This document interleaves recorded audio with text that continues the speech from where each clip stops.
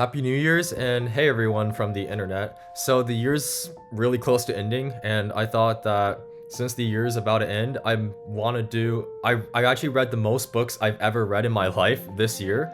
So I thought to myself, hey, why not recommend 23 books that I read this year? I read 86 books this year, so I enjoyed a lot of the books that I read, so it wasn't that hard to pick 23. Of the books in the list, I'm going to explain some of them, and I'm also going to gloss over others because of time. So the first book on the list is You've Reached Sam by Dustin Thao. It has my name in it. The book is fiction, which isn't my niche, but I thought that it was still a really great book to read because it talks about grief, and that's really an important human emotion to understand. Essentially, the book states that moving on isn't necessarily forgetting, and I really like that message. The second book is Fight by Della Volpe.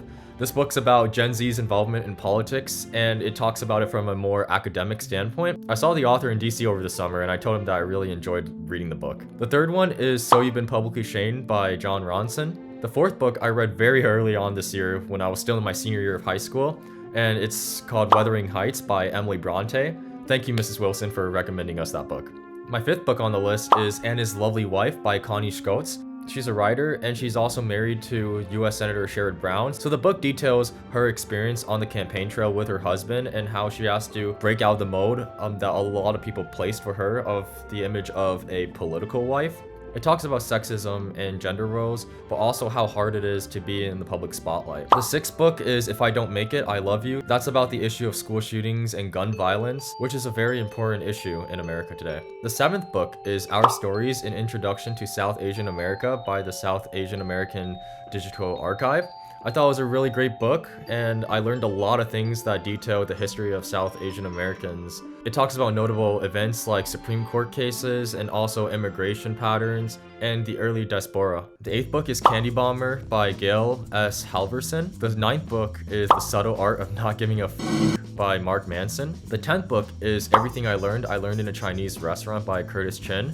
The 11th book is Oh How Politics Almanac by Michael Curtin. I met him at a forum over the summer, so that was pretty cool. I told him that I read the Almanac book and I really enjoyed it. The 12th book is Bobby Kennedy, A Raging Spirit by Chris Matthews. RFK is one of my inspirations, so reading the book was definitely really cool to see like another angle of him. My 13th book is Beyond the Wand by Tom Felton. My 14th book is Flip by Greg Bluestein. The author is a notable reporter in Georgia, and he reports on Georgia politics, so he has a lot of great insight, and I used to live in Georgia for like 7 years in Atlanta, so it was really cool seeing a lot of familiar places mentioned in the book. My 15th book is No Filter by Sarah Frier. My 16th book is The Discovery of the Titanic by Robert Ballard. The 17th book is The Biographer's Craft by Milton Lomask. It's about the techniques that biographers use when creating biographies, and I really like reading historical biographies, so I thought it was really cool. The 18th book is Shining a Light by Veeda Bybee. The 19th book is Romney, A Reckoning by McKay Coppins.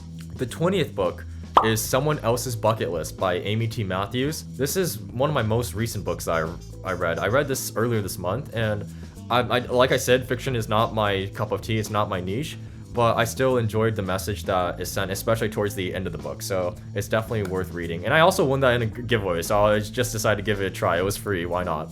21st on the list is Congressman from India by Dalip Singh Sound. It's an autobiography by the first Asian American and Indian American congressman. He was a trailblazer, and he was, I would say, a significant pioneer in American politics today. So he talks about his experience as a child growing up in India and then moving to America for college later, and then becoming a US citizen and running for Congress.